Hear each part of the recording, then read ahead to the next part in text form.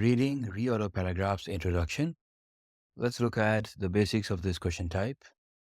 In this question type, you have to arrange paragraphs in the correct order. So on your screen, you will have a text that has up to 150 words, and this text would have been broken into a number of paragraphs, 4 or 5 paragraphs. And some of these paragraphs, they might just be a single sentence or 2 sentences. And then these paragraphs or these blocks of text, they have been put in the wrong order.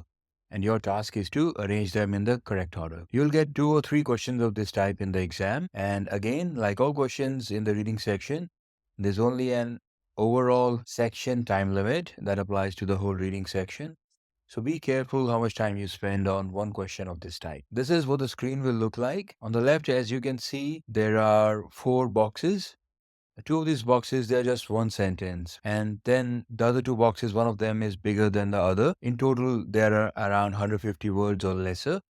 And they have been put in the wrong order. So what you have to do, you have to pick a box from the left, from the source, click on it and drag and drop it on the right. And you have to put them in the right order. And when you move boxes to the right, you can also change the order of the boxes. You can move them up and down, or you can take a box and put it back in the source. So you can do all of that before you submit your answer. Once you have submitted, of course, it's gone. But till that time, you can change the order. And often that's required because it's quite difficult to, in the first go, pick and arrange all the boxes, all the paragraphs in the right order. Sometimes there's a confusion and you have to read it a couple of times and play around with the boxes, move them up and down. And only after that, you can decide the correct order. The scoring. So this is interesting. Points are given for each pair in correct order. So your focus should be on arranging them in pairs, getting the paragraphs, each pair in correct order.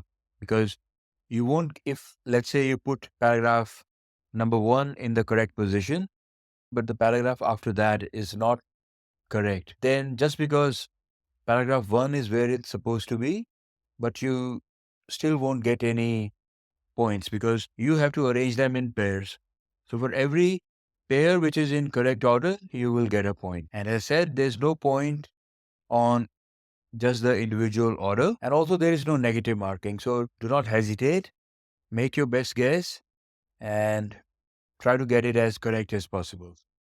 So those are the simple rules for this question type. And now we'll go ahead and look at this in more detail.